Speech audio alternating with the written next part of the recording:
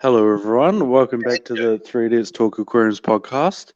Really appreciate you all tuning in to this lovely experience that we got going on. We haven't recorded for like 2 weeks behind the scenes, so hopefully we're not too rusty. But even if we are, tough luck, basically. So yeah, but what we were gonna do, well, what I was gonna do is I was gonna ask. So the other day, I was mucking about on the thing where you see the podcast, and I saw that it turns out you guys can rate our podcast on Spotify. So please do that if you like us. If you don't, if you're going to give us a 1 star, please don't do that. But give us 5 stars on Spotify, and that would Is this be like pretty cool. an X rating? Like only 18-year-olds can listen to it or something? Or is this just a No, like a review? If it was a review rating, then we'd already have like 50 stars or whatever, you know? I saw we were like 4.5 out of 5. So that was like pretty good, but So that's okay. I was gonna say that means that half of one of our 5 listeners don't like us. Well, it's probably all Cam's bloody false accounts. And 3 of our 5 listeners are us. It's Autobots. Roll out. Have you guys even rated us? Don't even rate yourself? I didn't even know that was a thing. No, neither I didn't either until I just like stumbled across it clicking random buttons. So that was funny. But yeah, so potentially we could potentially be the best rated New Zealand based aquarium podcast. Potentially.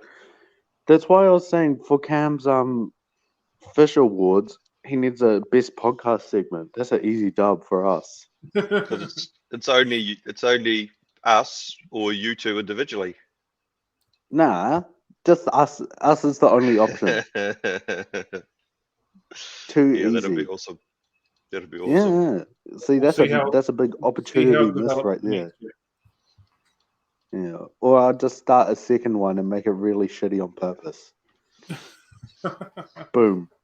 Hack the system.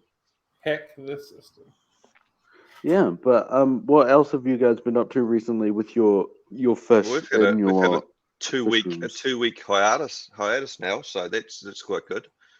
Well, the listeners won't know that because if all goes to plan, the uploads will still all be on schedule. But yes. Well, everyone's probably aware, but I tried to carry out a vicious and or be part of a vicious and very calculated scam of sort of prank on Cam Nelson. That did happen in the last 2 weeks, so I've got to talk about it.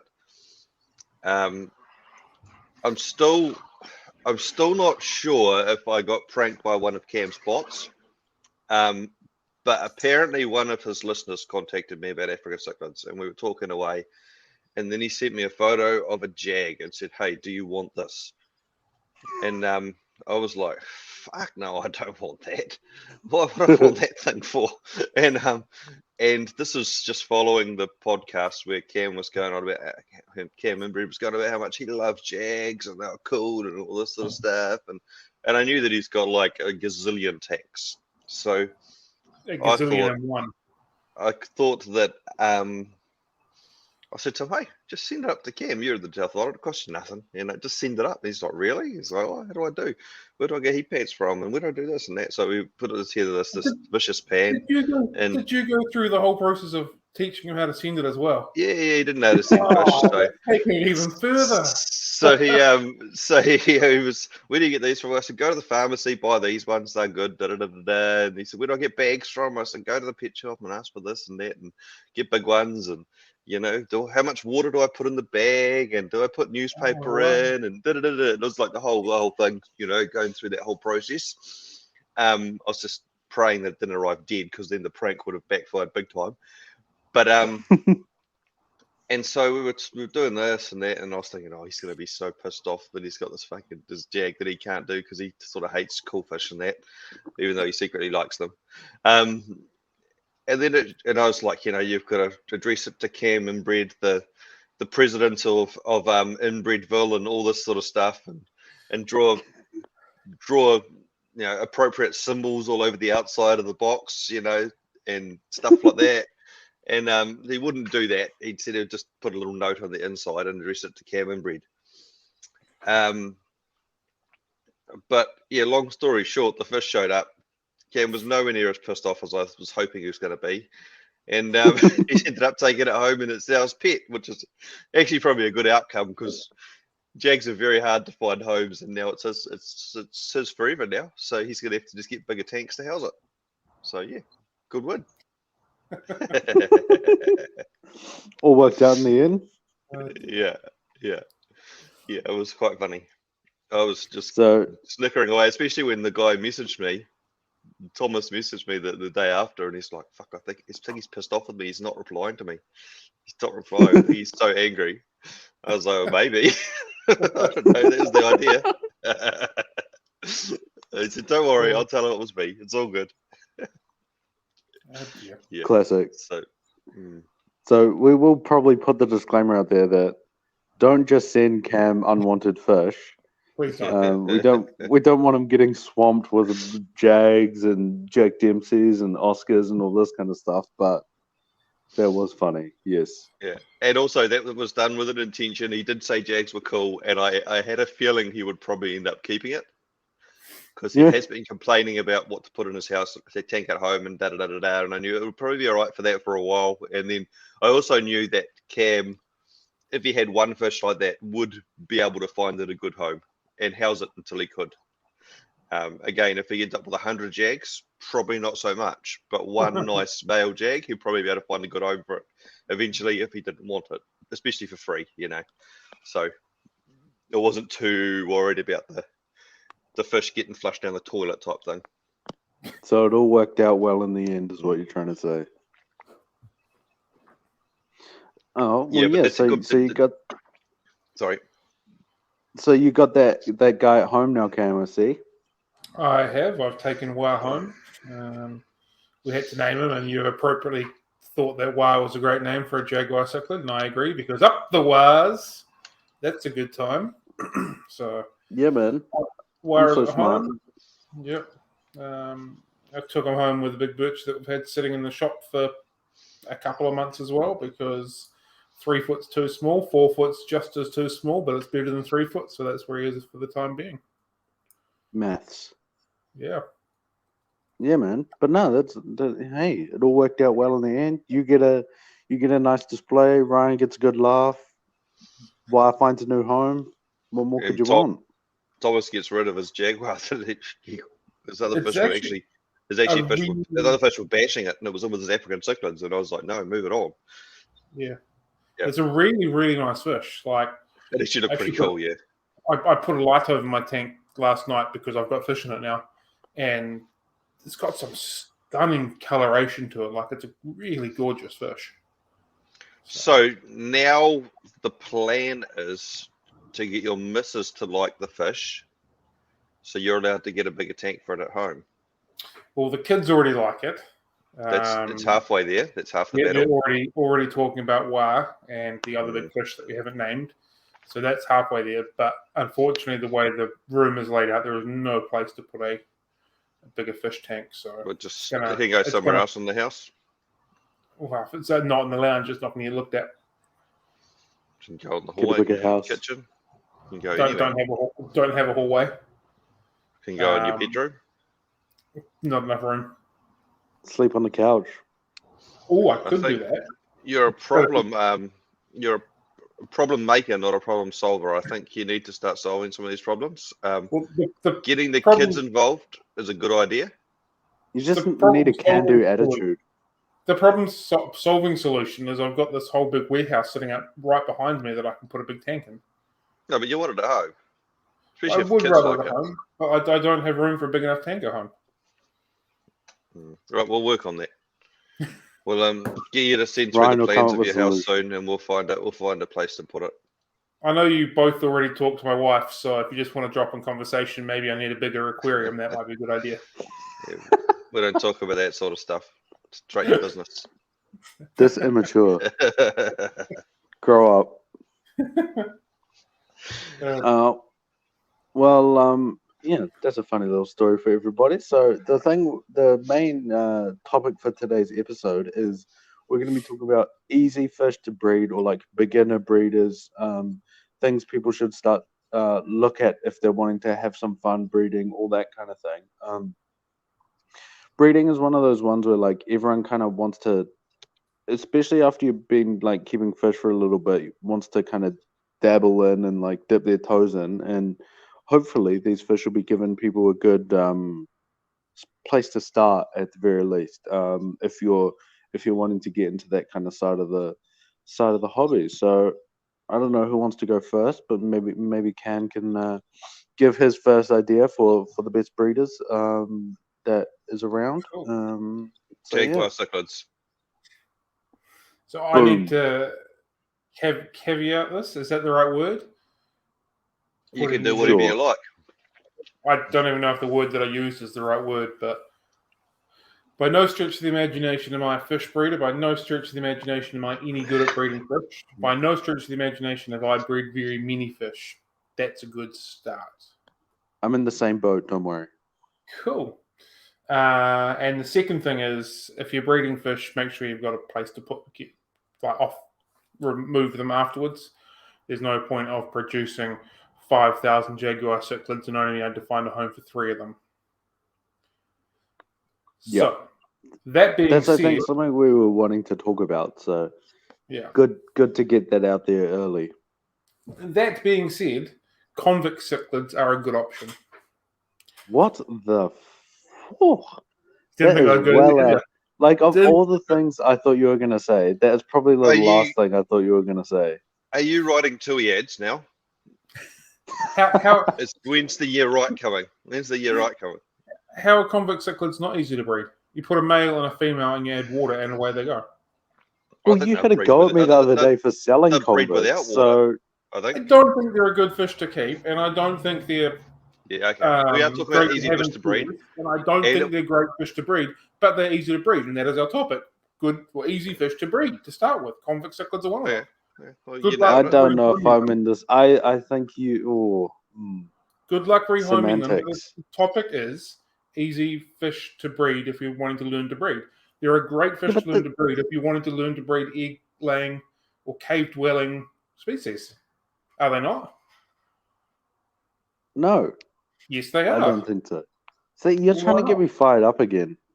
I'm not. But there are. I just don't.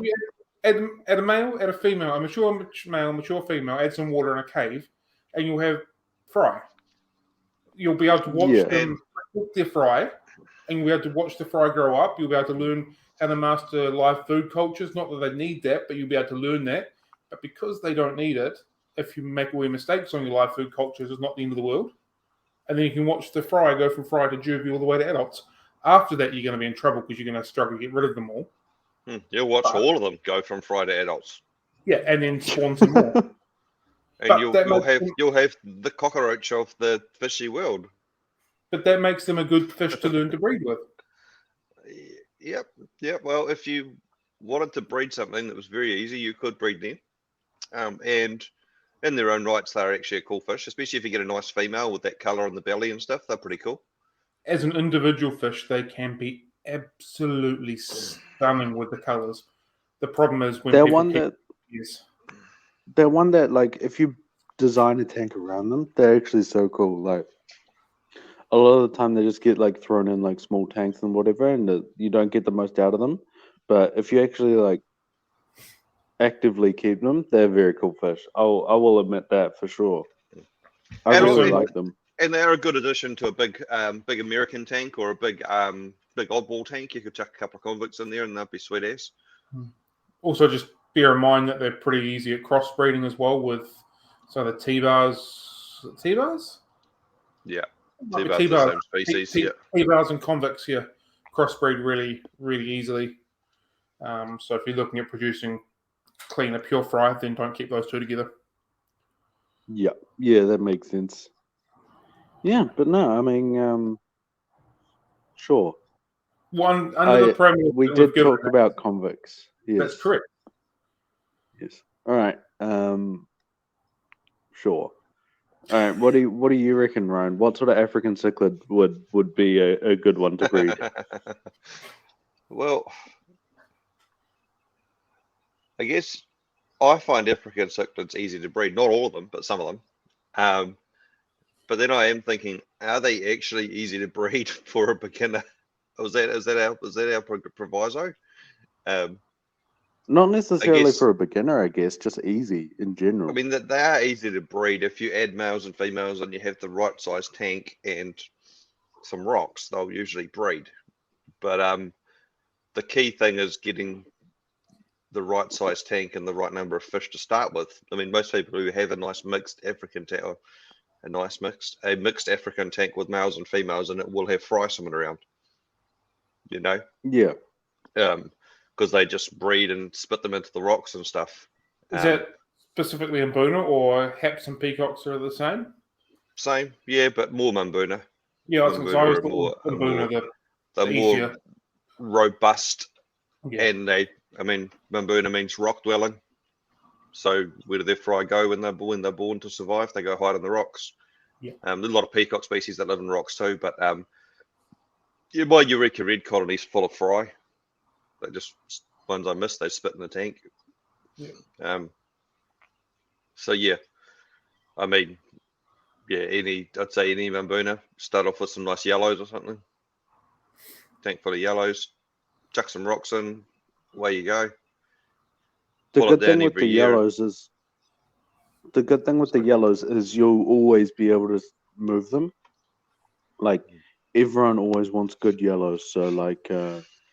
your local fish store will be able to buy them probably, or sell them on Trade Me or whatever your country's version of Trade Me or whatever is. They're popular for a reason, basically.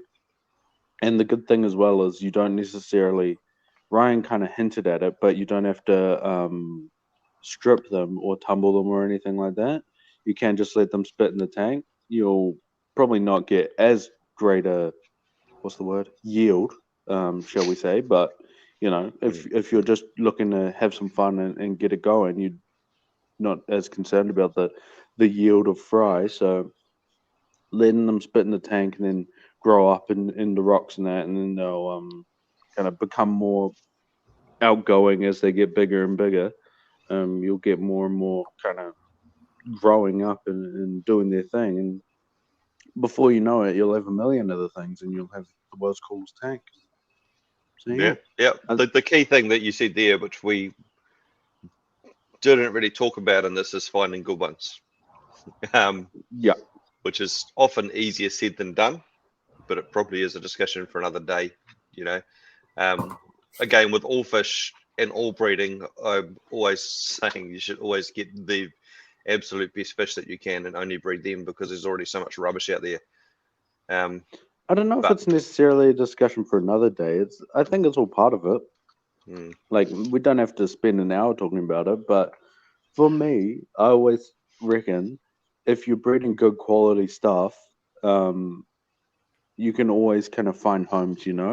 Like it's people always want to buy good quality stuff. So like, even if it's something a little bit more obscure or whatever, you'll still be able to move them along better than if it's just random brown peacock.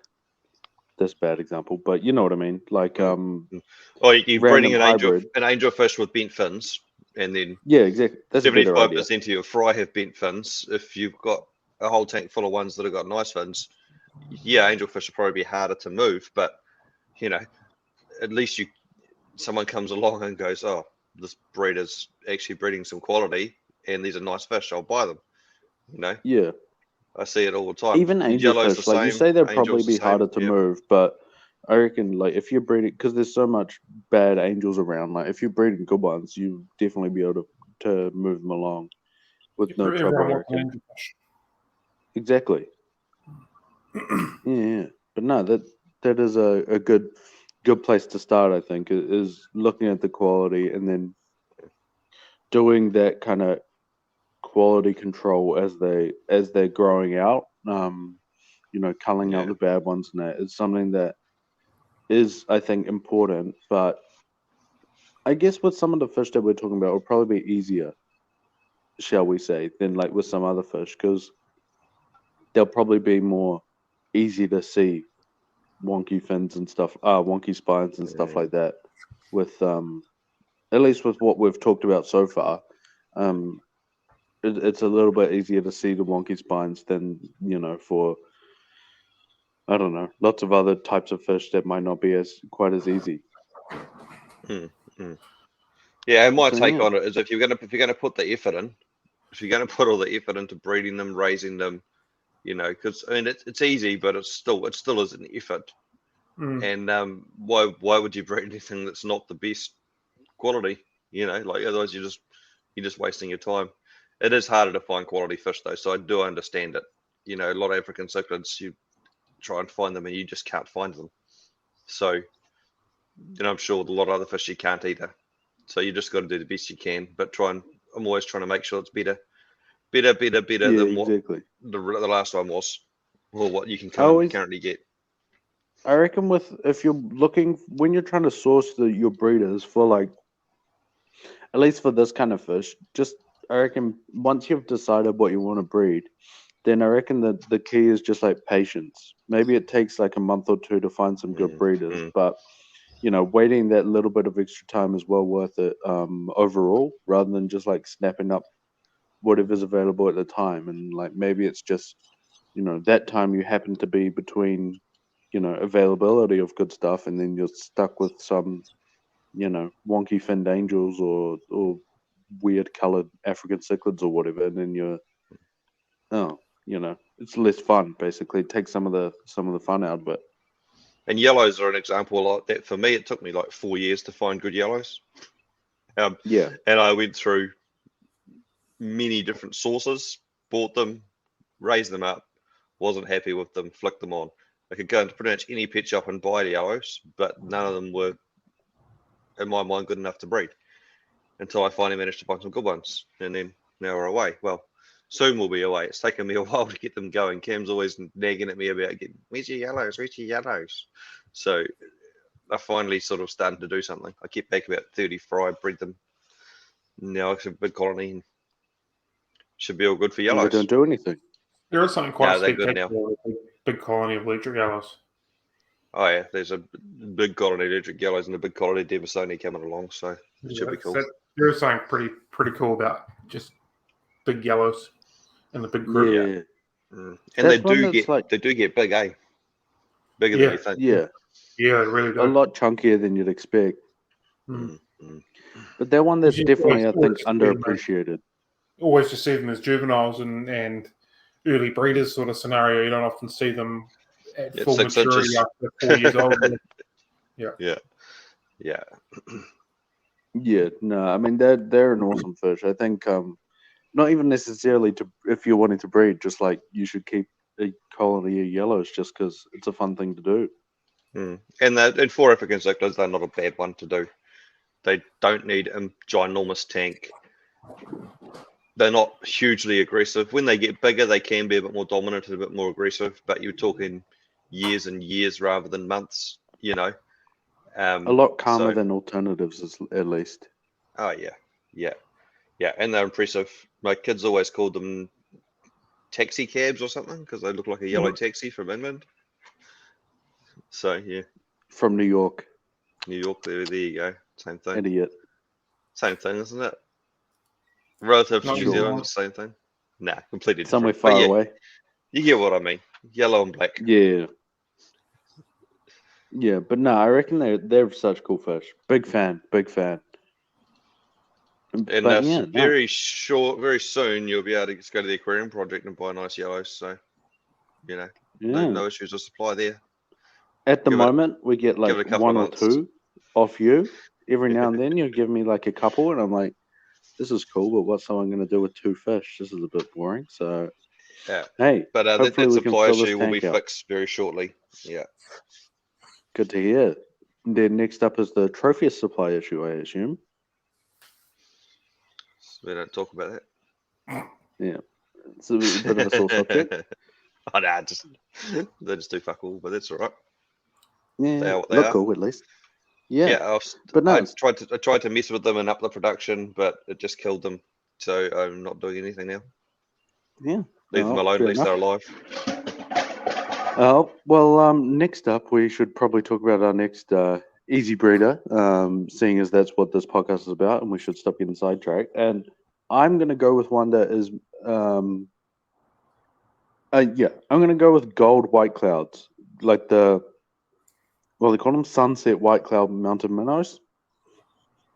Super cool fish. They're I think the best one of the best beginner egg scatterers, because they're very easy to spawn. Just need like a bunch of people use Java moss or the other one that I can't remember, like the mosses and real dense plants. Just like cake the bottom of a tank in there, chuck some in, and away you go. And I prefer the sunset white clouds to the normal white clouds, just aesthetically. The normals are cool too, though. Aesthetically. I really do rate the white cloud mountain minnow. The number of people that I've convinced to keep them rather than goldfish has been phenomenal. Yeah, cool. For small tanks, I just say them, don't even bother with goldfish. I said you should probably just chuck a heater in and do other stuff. But if you really want to go cold water because you're scared of tropical and you think it's so much harder and whatever else, get white cloud mountain minnows, chuck a bunch of moss in there, and within a month you'll have fry swimming around with the adults, and it's cool. Like enjoy it. Even if you're keeping tropical, like not even necessarily like compared to tropical or whatever, they're just like cool fish in of themselves. Like there's still heaps of people that come in and like even if they've got a tropical tank, they'll just like choose white clouds, like especially the gold white clouds, just because they look so like bright and it's like a goldfish but more colorful basically and less problematic, shall we say. And yeah, I mean they're just such a fantastic fish. And like the coolest thing I reckon, or one of the coolest things, is when you get so like you say you got your little group of them, when you get the two males like sparring with each other, or you get two males sparring with each other, they do this thing where like they flare up their fins and like shimmy, and it is so cool to watch. Like they're such interesting fish to watch. Like okay, I probably shouldn't say, but like some fish are so boring, like neons and stuff, they don't do anything. But like white clouds, when you get the males sparring, is just like so cool. It's super interesting to watch. I really enjoy it. And yeah, if you're wanting to get started breeding, that would be a fantastic one to start with because of that sort of interesting behavior. Always be able to move them. It's a good egg scatterer, which a lot of people get kind of the starting to breed egg scatterers is a bit scary if you've never done it before. But basically, I kind of always say it's like, even though they're egg scatterers, it's like the same sort of difficulty level as like a live berry. Like maybe it's a bit different, but like it's not hard. The only thing I don't like about white clouds for breeding is the amount that they produce each time. Like it's really small numbers. Oh yeah, for sure. That's probably the only downside if you're wanting to do them in bigger quantity. You'll have to have several pairs to get a decent amount moving. But every other aspect of white clouds are fantastic. Like I agree, they're such a cool little fish. I absolutely love mine. I've got a small group of 5 and a small 15-liter aquarium or something like that. Absolutely phenomenal fish. I really, really like. I spend a lot of time watching them and watching their behavior, and they're gorgeous fish. Well underrated. The other thing you can also do with them is you can get the long fin varieties. If you're into that kind of thing, you could try source yourself some of those and breed those, because they're always popular, but no one can never find any volume of them. So you've got plenty of options there. I mean, you can even breed them depending on where you live. You can even breed them outside if you're so inclined. A lot of people bring them outside in ponds, but also you talk about numbers. I think the numbers thing is also depending on what breeding method you use. Like if you just let them go for it, you will get low numbers. But if you were to use a breeding net, or actually be a little bit more intentional with your breeding, I reckon you could get a pretty good yield of them. Oh, they don't produce a lot of eggs per spawn? That's Already, so they're just that's a daily with them. spawner type thing. They Yeah, spawn little just- and often. yeah. Oh, yeah. So, But I like, do you're not think gonna- if you were to put a net in there or something and try and collect the eggs and leave them in that tank for a week, move them to the next tank for a week, because they don't eat their fry. They don't eat many of their fry, but they will be eating a lot of the eggs. Mm. I reckon. Yeah, if you've got a few pairs going on, then you're away getting would be that volume from them. That'd be the trick. Yeah. So can we look forward to Ryan's African Cichlids and White Cloud Mountain Minnow breeding facility? And albino koi swordtails. Sweet as. Problem solved. Yeah. Cast the net wide. I would like to. I actually do like white club mountain minnows. I do rate them as a fish. I think they're really cool fish. They're a really cool fish. And I problem with them probably prefer the standard ones over the gold ones. But yeah, interesting I think the standard take. ones are cool. Especially the fry. The fry are actually like Iridescent. Iridescent little line down them. They're just little glowing things. They're glowing in the dark. They're quite cool. And the long fin, it'd be nice to, again, if someone actually wanted to probably make a little bit of money as a side hustle, not make, you probably get a little bit of money. I wouldn't say you're going to be a millionaire out of it, but get the standard gold, standard white clouds, white clouds, standard longfin, gold longfins, and just start breeding them on a semi-serious sort of nature. You'd probably do okay because there's a lot of demand for them. Absolutely. Yeah, they're always one I push quite hard in the shop because it's like, basically anyone can. They're perfect fit for like most people because, temperature tolerant and easy to keep and bright colors and all this kind of thing. There's really nothing bad about them, if that makes sense. Like, they're a great substitute for goldfish. They can go in a smaller tank or a bigger tank. They like to be in groups. You get this cool sparring behavior. You get awesome coloration from them. If you want to spawn them, you can spawn them. If you're building a community tank, they go with almost anything. You don't need a heater. You can keep them in warm water. Like, they've got so much parameters that you can work with, and they're just so adaptable. Such a cool fish. I'm well and truly on board with white clouds. The other thing I was going to say is like the kind of problem with them, I guess, is like a lot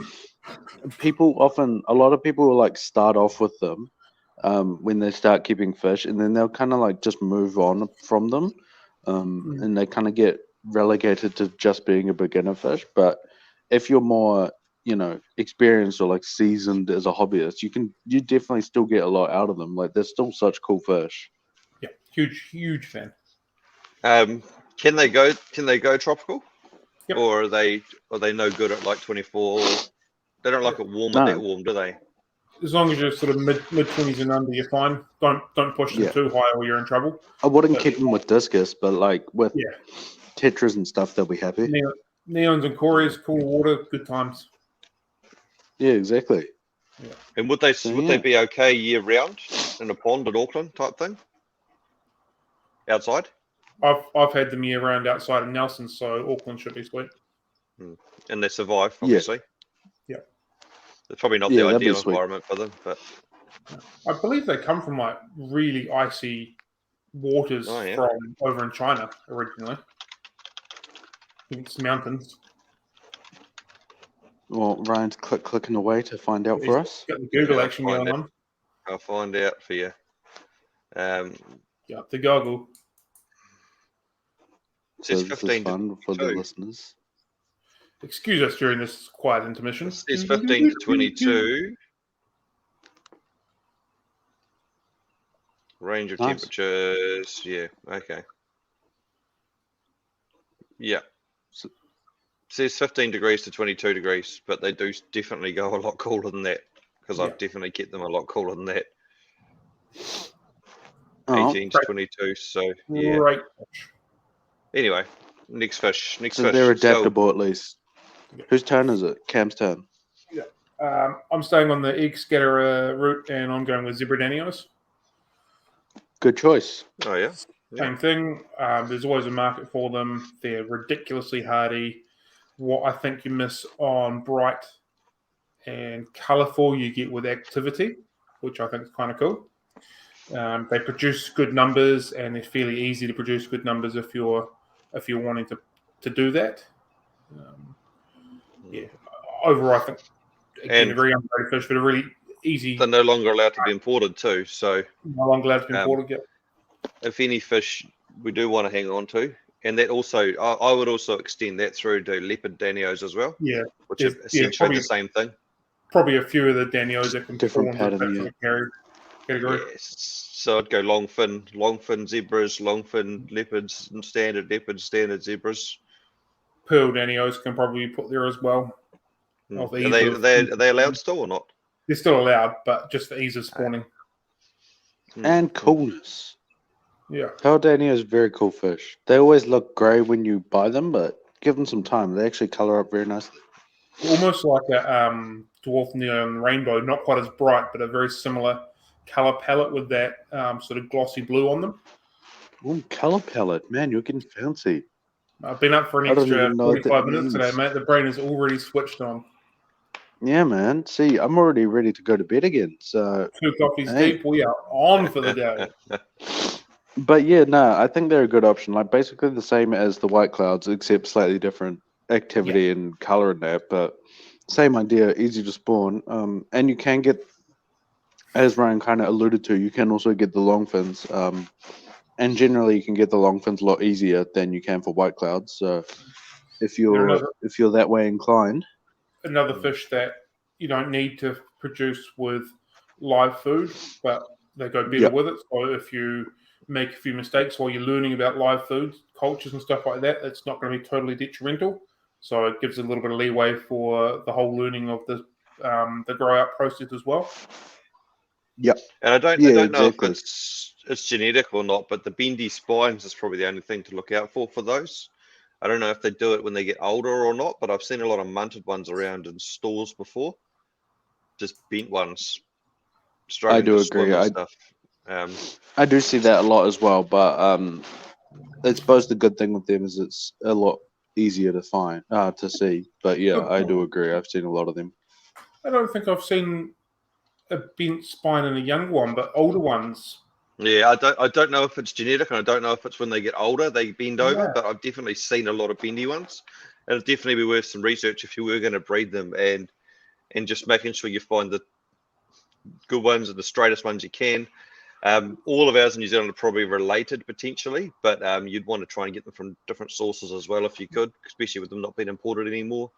So, with you talking about quality earlier, if this happens as they get older, that might be when they're past their prime to spawn. How would you then try and weed that out if it's not showing up until older? Like if it's a genetic thing that's being carried all the way through, but you can't figure it out until it gets past its prime. You're holding on to them until they do or don't do that. No, you can only do what you can do, and unless you're noticing large amounts of it coming through in the fry at a young age, you just got to keep going. If it, you know where I was going with that, though, eh? Like, do we keep every fish till it's 10 years old before we sell any fry? No, no, we don't. So it is what it is. Sometimes you got to trust the source. Sometimes you just got to do the best that you can, and that is not obviously breeding deformed fish. Yep, definitely makes sense. Zebra danios are a great fish to learn to spawn. They're a great fish in general. There's definitely an outlet for it, or zebra danios, pearl danios, leopards. There's an outlet for them. They're a good beginner fish. They're hardy. There are lots of positives for them. They do fine with cool water, eh? Yeah, cooler water. Yeah, so if you're interested in keeping your power bill down, don't even need to worry about a heater. So what more could you want? They're probably one where you'd want a heater if you're in an old crappy house like mine where it gets quite cold over winter, but set it like 15, 18 degrees or something. Yeah, cooler water, yes. Cold water, but not in a modern insulated house, it'd probably be fine all year round. Yeah, because they tend to stay above sort of 15 degrees. But yeah, problem solved. All good. Well, what's your next suggestion, Ryan? I'm going to do one that's like convicts and you guys both hate, but I'm going to do, especially if you've got kids, I'm going to do the Caribbeans. I knew you were going to bloody say that. As soon as you said that, I was like, oh, fuck, here we go. Now, the biggest proviso with this one is you do need to be very, very careful of what you're going to do with the fry because they breed like absolute rabbits. And if you know, they're very similar to a convict, you put 2 in a tank and you add water. But when they're breeding, their colours are stunning, especially the female, which is quite unusual for a fish. The female is actually way more colourful than the male. Gets this big pinky purple belly and stuff, and they'll march around a tank with all their fry and just move them around and do lots of cool stuff. So it's really interactive, really cool for your kids. I'd probably recommend just doing it once and then rehoming the male or something, just keeping a single fish, and then rehoming all the fry because you've experienced it. And you want to do it before they get too big and overrun your tank. And your neighbour next door spawned as well, and then you're both stuck with 500. Yeah, they might end up living in your toilet or in your hot water cylinder and your bath or something. You know, they'll just go everywhere. It is such a shame because they are a really, really pretty fish. They're a pretty fish. They are a great fish, and they're pretty good for what I'd consider a semi-aggressive community, a slightly more hardier community type tank. They're great fish. They just spawn in far too big of a numbers and far too easy. And people keep them with bloody African cichlids and stuff too, and while it's not recommended, they don't actually seem to get murdered. So that's how they're quite robust. Yeah. I'm going to tell a story that is probably going to get me cancelled, but I'm going to tell it anyway. So I have a lot of crebensis around. For every one that I sell, I probably get about 10 surrendered to me. So like, I physically can't house them all the time. I do my best, but like, sometimes I run out of tank space. And so sometimes I put the feeders, the little ones, like really little ones, like go as feeders, and they have gone into the African cichlid tanks sometimes, and then sometimes there's ones that have survived and grown up, and they are like completely fine. Like they get along fine with all the other fish. They don't even like get attacked or anything. And like if I ever see them, I try to catch them out, but sometimes I miss them and whatever. And I just see ones that's like pretty good size, and they're just hanging out in a little cave or whatever, happy as Larry. So it is possible. I wouldn't recommend it, but that's how tough they are. That they can hang out with these big, there's like this tank. There's been like big, like 15 centimeter venustus and like ibiters and stuff, and they're just like big happy predators, just like hanging out with them. Fish. Yeah, and the crebensis is like 5 centimeters. Technically, they are an African cichlid, though, aren't they? Loophole. That's how you get away with. That's why you West African. That's they're not a Rift Lake African cichlid, so they're not like the Malawi cichlids and the Tanganyika cichlids. But yeah, they are a cool fish. And years ago, I had and they're still around. The wild caught ones, Nigerian red ones, and all that sort of stuff. Yeah, they're rad. And they're awesome. But again, I found that I couldn't move any of the fry, even though they were worth a fortune. Well, I paid a fortune for them. They weren't worth a fortune. And they were really cool. I couldn't move them because they were too similar to a normal krib. So people just thought they were a krib, even though they're completely different and way cooler. But yeah, they are still around. Do you want to hear a funny story about them? Yeah. Sure. One time, maybe like 4 years ago when they got imported, I bought 6 of them because I wanted to breed them because like I just thought they looked cool in that. And I bought 6 of them and I got 6 males. So that kind of sucked. And then, I was very sad. Surprisingly, nothing happened. And I was very disheartened and very disappointed. So, yeah, that sucks. But hey, they are cool fish. Was that the first and only time you've kept them now? Has that scarred you for life? Actually, yeah. Well, now I don't keep any community type fish because I'm like, stuff that. Waste of time. You're talking in your personal tanks. Yeah, personally, like at home in that. It was because I had such a cool. It was like a tank on the floor, but I set it up to be like a pond. It was like really cool. In the fish room, and I had like all this bamboo growing out of it and that, and it was so cool. And then I just ended up with a bunch of males. I'm like, oh, stuff this. That's a Absolute letdown, eh? scam. Major letdown. Yeah, I got scammed. So yeah, We've that all was done it. disappointing. But yeah. Oh, so I guess it's my turn for the next fish, eh? So my one I'm gonna go for is one that is similar in that it breeds like rabbits and is super common, but it's still one that you're not gonna have trouble rehoming, and that is the gold bristlenose. I think particularly the gold bristlenose, they will breed quite fast in that, but I find that basically everyone wants them. Like even in the shop and that, I can't really, I don't get stuck with them. Like if I ever get them in, they always sell pretty fast. So Do you want some more? yeah, I've got about 500 of them sitting around at the moment. genuinely yes. Cool. But Talk but afterwards. there's sounds good. But yeah, they're a cool fish, and like they're people like the cave spawning like pleco type thing. So you get a little pleco tunnel, pleco cave, and chuck it in, and then they'll find their way to it and spawn in there, and you can like look in with a torch and stuff.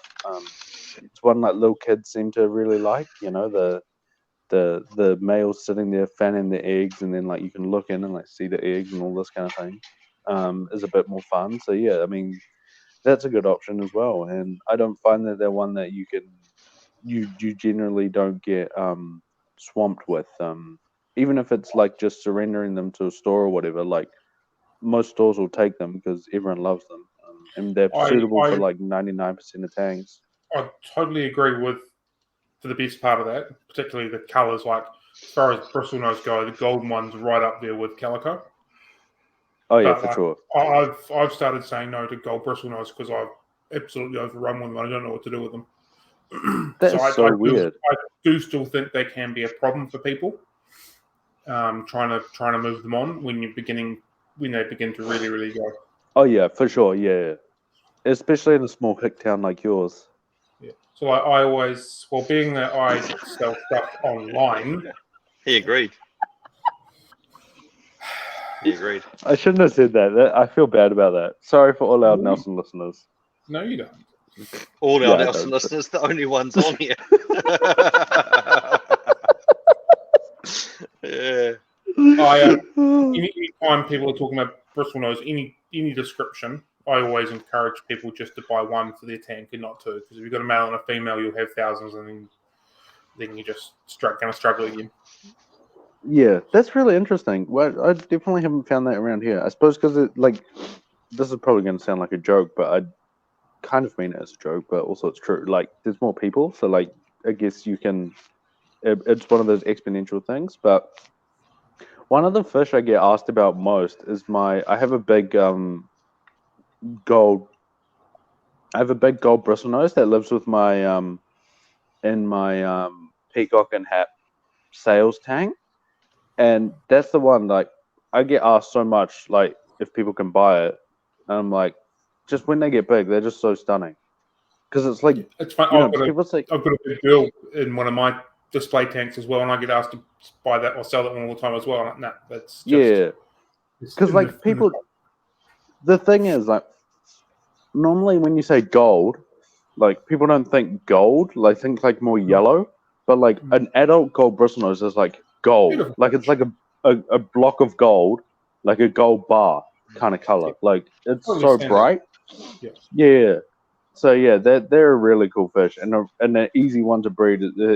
Just chuck a male and a female, and you will get fry, most likely. So yeah, and you could do long fins or whatever, but I don't reckon you need to.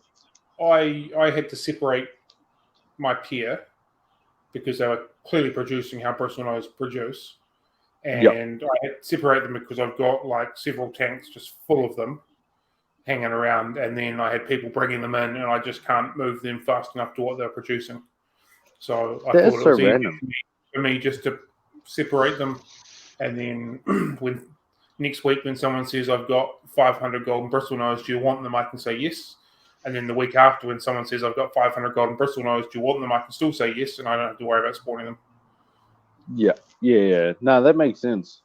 That's really weird because people sometimes bring them in, but you know, never in enough as much as like what matches the demand for them. Whereas like the browns, I just get overrun with browns. But hey, what more could you want out of a fish? Easy to breed. Everyone has them. Everyone wants them. Longfin varieties. Yeah. Yeah, I'll definitely recommend going for the longfins, the calicos, the longfin golds, or albinos and stuff like that. Just something a bit different, so you can actually move them. But yeah, a normal bristlenose is still cool to breed. The fryer, phenomenally cute as well. Like just tiny little clones of the parents just cruising around your tank. So Just like the size of a grain of rice. Yeah, it's quite cool watching them eat live brine shrimp as well. Like I feed live brine into my bristlenose fry tank, and it's just this swarm of wiggly things moving around everywhere, which is really cool. I did not know that. Yeah, they like that. Oh yeah. Well, I have so I was talking smack about browns. I have a bunch of brown bristlenose fry. So what I'm going to do today is I'm going to try feed them brine shrimp and see what happens. I'll keep you posted. They will love it. Good to hear it. But yeah, the only thing as I got mentioned, I have something I want to say about calicos. Calicos frustrate the hell out of me because they're so cool, but you also it's like sometimes you just get complete duds. That I mean that's a bit rude, but like sometimes you get ones that's like it's pretty much a brown, but like slightly different, and it frustrates the hell out of me. Of orange on it. Yeah, because it's still like $50 or whatever, and you get it, and it's like like that happened to me basically is what I want to say. I like ordered one, and it was like pretty much brown with like a little bit of red, and I was like, I mean it's cool, but that's kind of disappointing. So there's different lines of calicos hanging around. Yeah, there was an incredible line of them floating around Christchurch before the earthquakes, both longfin and shortfin, and my gosh, were they phenomenal! They had proper like army camo type pattern going on with them, like lots of that sort of red color mixed with the green, and like they were a great line. But earthquakes did what the earthquakes did, so there's definitely different lines of them hanging around. But yeah, when you get a nice line of them, calicos are just phenomenal. Yeah, that's such cool fish, and not easy to find as well. So you'll be able to move them no trouble. Yeah, if anyone has any calico, shortfin or longfin that they want to move on, please get hold of me because I'd like to buy them off you. Oh, I got one. I think I've got one in my tanks as well. So let me know. I'll see if I can find it. Ooh, we could be in business here. Randomly, yeah. Cool. I've got a bunch of longfin browns too. Do you need a longfin brown colony? Or you got one? I do not. I've got one. Right. Thank you. Do have a longfin brown colony if anyone needs one. Cam, find a buyer. Yeah. I love myself some plecos. So hey, let's go to town. Yeah. My next one. I think you're both going to be happy and both angry at this at the same time. Jags. No. Oscars. Brachati. Oh, bro, I love Brachati. Yeah, they are. I love Brachati. They're another one of the fish. Fairy cichlids, by the way, is what they normally called for non-cichlid keeping listeners. Yeah. Or what? Or princess cichlids is another one. I've never had that. Or lytail is the other one. I've never heard. I have called them good lytail. Yeah, they're great fish. They like colony spawn, so like the parents will look after the fry, and then the fry get bigger, then the next lot of fry look after the next lot of fry, and then they just kind of expand their colony, which I think is ridiculously cool. You're another one of add a male and a female, some caves and some water, and you're away laughing.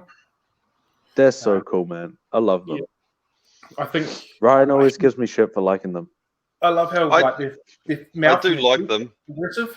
I think that's cool. But since we killed off the poachers, I say royal we, as in the country, I'm just like got PTSD and I'm just sad about it. So for people who are listening who aren't cichlid crazy, what does poacher mean? Well, your standard Brachati are quite a nice fish, but they're more of like a silvery brownie sort of base. These the poachers were like yellow, so they were yellow Yeah. version of it. They were real cool. And the common name was Daffodil, correct?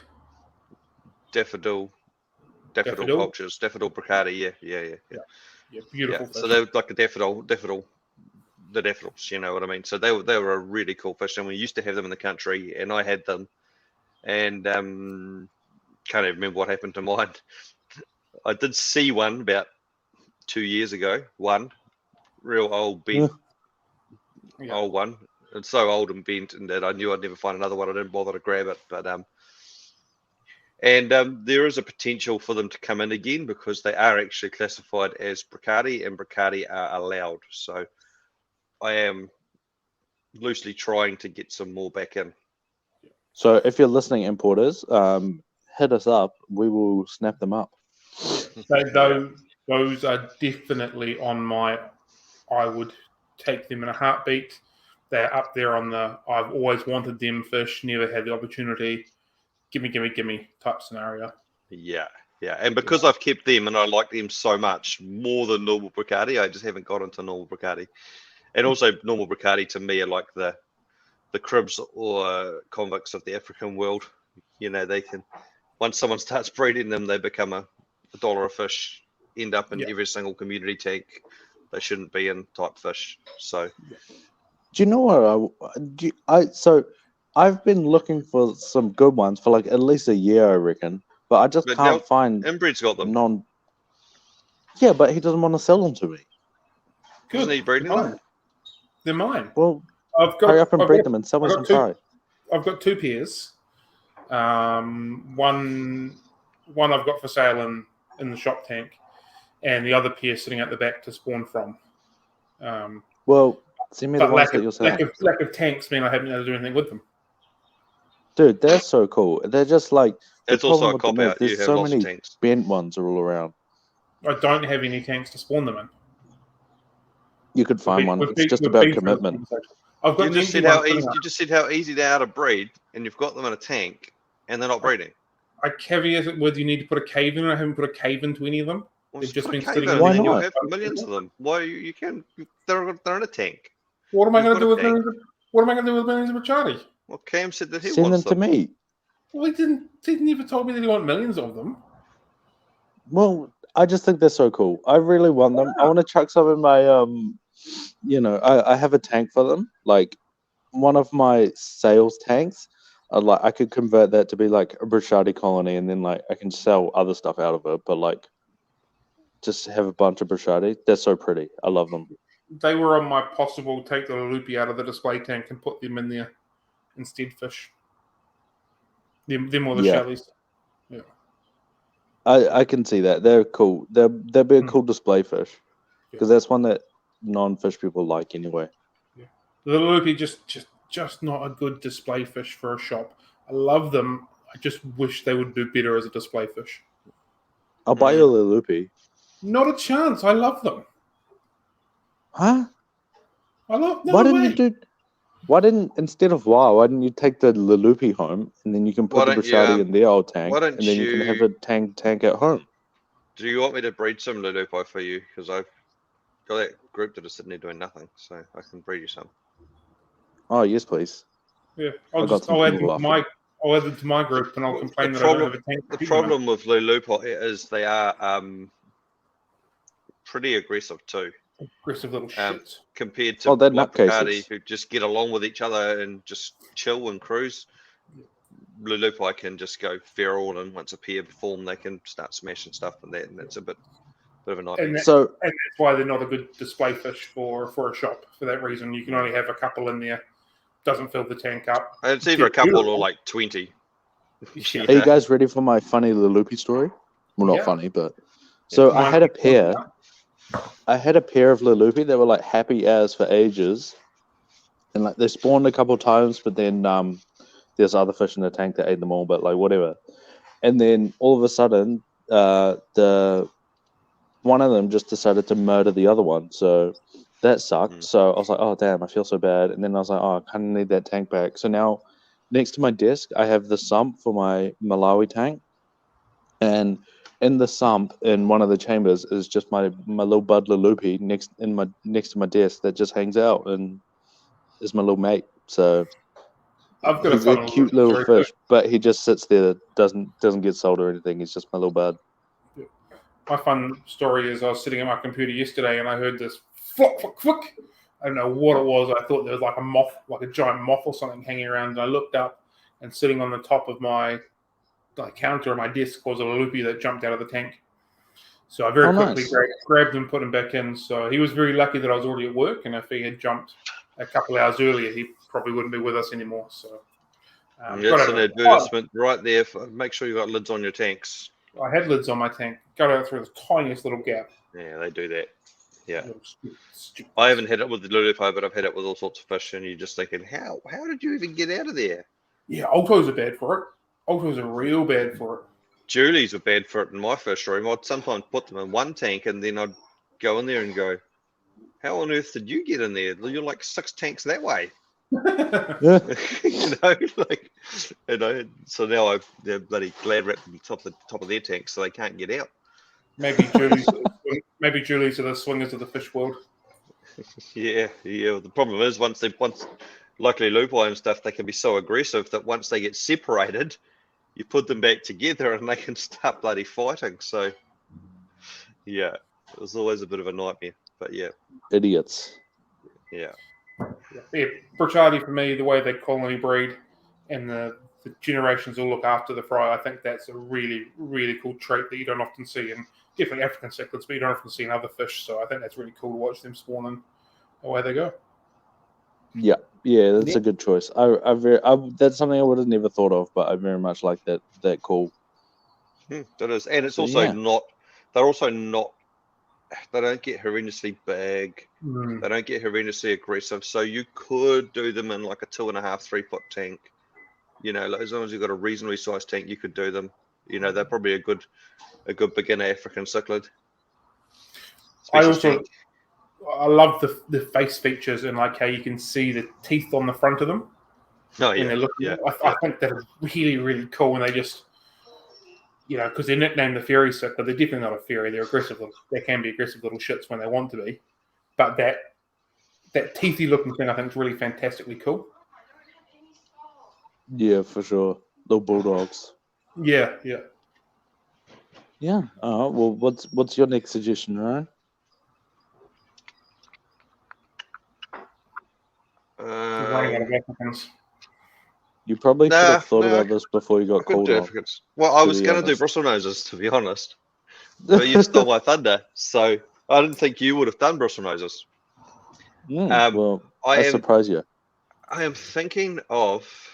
Couldn't mute myself. I'm thinking of maybe like a pistogramma of some sort, right? So they're not easy to spawn, I guess, but they are. If you put them in a community tank, they will breed, usually. No, they're not an easy fish to breed at all, are they? Nah, they're not easy fish to breed. No, they're hard fish to breed. Nah, scrub that off the list. I'm just thinking of stuff that I think's cool.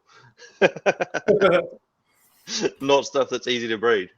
Think of pre-African, Ryan. What were you keeping before you found? I was keeping a pistogramma. I was gonna say the guppy, but oh man. Okay, what about an angle of your danglefish? The old angelfish. We'll go with the angelfish. Yeah. The anglefish is commonly misspelt on Trade Me when people are selling the angles. I reckon that's how they were originally called. I think someone misspelled angle to start with and they turned into angels because they're sure as shit not angels, but they are an angle. I'm adamant that is what's happened with them. They're cool fish though. I like them. I'm a big fan. I think we're talking here. I'm talking here like a nice angelfish, like a decent black one or a nice whatever they call them. There's all sorts of fancy names for them, but I'm thinking the wild type one, the silver with the stripes and things like that. Nice long fins, no bent fins, that sort of thing. Just nice fish, And while I think the angels are probably one of those ones that aren't the best beginner fish, there is still a lot of demand for them. Whether they go into good homes or not, different story. whether they're just eating all the guppies and stuff in their tank, probably. But yeah, I think they're worth breeding. And breeding properly, like getting some real nice wild type ones. I mean, you could shell out and buy some of those ultims. They'd be worth breeding too. You know, they probably wouldn't be easy to breed though. But the good thing about angels is they've been around so long and bred so much. You can just jump on the internet and Google anything. There's DIY instructions on how to remove the slate from the tank and raise it artificially. I've done all that. It works really well. The only slightly difficult thing is feeding the fry. So they're probably more advanced than some of the other stuff we've talked about because they don't just kind of happen and survive. But yeah, I think angels. If you put a little bit of effort into it, it's not too hard. But they're not an incidental breeder. Yeah, not an easy, not a textbook easy to breed because just fry don't just appear and survive. You do have to actually put some effort into them. Yeah. But no, they're a cool fish. I like them. The only thing I'm gonna say is, with angels, you do need to cull a lot more than you would for other fish. I'm gonna say because there's just more things that go wrong. Because there's at least as far as the ones we get in New Zealand go. I mean, I have no idea about over different countries, but the ones we get in New Zealand is a lot more culling would need to be done, which is not as fun for beginners, which is definitely a hurdle. But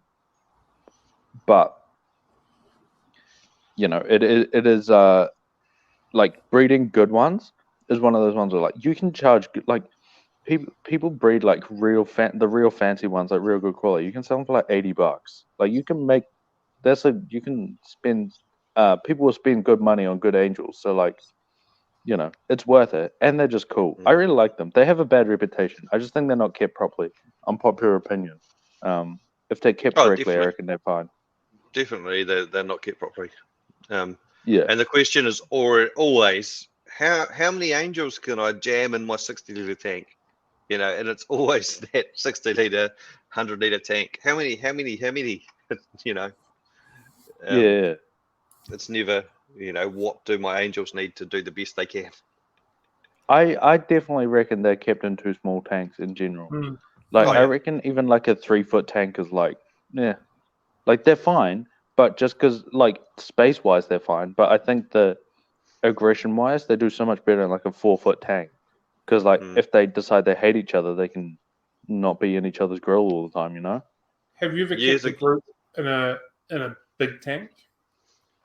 No, not personally, but I had a group of about 12 in my 7-foot tank, and to actually watch them behave properly and just gracefully swim as a pack, just as they should be swimming, is kind of changed my mind on angels and my mind that they're doing okay in 3 and 4-foot tanks, because I don't think they are. It's when they get that leg room to move is when they properly show off what they can do, and that's why I think come into their own. Yeah, I think of Amano with his Ultim tanks when you talk about that sort of stuff, and I think, damn, they look so cool. Yeah, they look wicked, and like they would just and that's when they came into their own for me, and that's why people keeping them in 2, 3, 4-foot tanks is just not doing them justice, and that's where I sort of always thought or begun thinking there's an issue with angelfish for that reason. Yeah, I made a 7-foot tank. That's a weird shape, size. Yeah, odd tank. 2.2 long. What's that? 3, 6, 9, 12, 15, 18. Yeah, 7. Just over 7 foot. It's weird. That's a weird size. But yeah, sorry. That thought came to me. What were you saying, Ryan? A friend of mine had a 2-foot tank in his house that I helped him set up. And of course, the first thing they did was go to the pet shop against my advice and buy a whole bunch of fish. And some of them were angelfish. And I said to him, it's dumb. They're going to eat each other. And then, like 3 years later, he ended up with one angelfish and it ate everything else in the tank, killed its tank mate. And it was just one angelfish in this tank. And I was just like, you know, they still loved it, but they were just, it was just like, why would you do that? You could have still had all the other fish you'd bought that wouldn't have been eaten. Did you hand them a glass of I told you so? They didn't care. They didn't care. Yeah. It's just what it is, you know. So yeah, but yeah, that's just what they do. In a bigger Yeah, tank no. with more room and more space, they might have been a bit different story, you know. But it was Yeah. not to be. Yeah, for sure. Sounds good. Does anyone else have any other ones that we must get to before we finish up? No, I've got nothing pressing. I was going to throw Fair the enough. guppy into the mix, or the platy, or the live Live bearer bearer. in general, just as a like. I was going to say, it's odd we haven't talked about live bearers, and I think that's quite Yeah, cool. I've got it on my list, but I'm also glad that we didn't bring up live bearers. So yes. Yeah. Yeah. Oh, Okay. all Cool. good. Well, we're done. We're done. So Sure thanks for are. listening. The merch is dead. No one wants merch. So fuck. I don't know what happened there. Thought we were onto a good thing. All the The designs fact were that there. we never had any The merch to demand. sell might have been the reason why we The didn't sell demand any. was high. The demand was high, and then it wasn't. So, you know. Thanks for listening. Go on and rate our podcast R18, please, on Spotify, as Cam said at the beginning. And yeah, we'll see you all. We won't see you all. We'll talk to you all next time. Thanks for listening. Bye. Bye. See ya. See everybody.